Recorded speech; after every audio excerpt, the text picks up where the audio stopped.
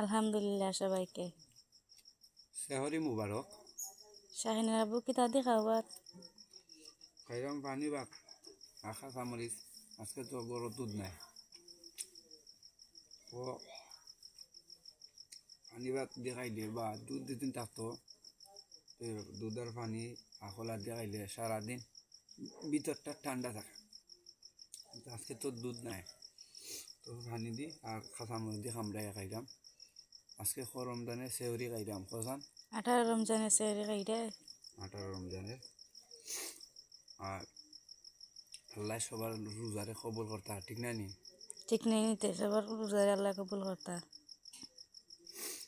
সবাই ভালো থাকেন, সুস্থ থাকেন, ইনশাআল্লাহ আমার জন্য দোয়া করবেন।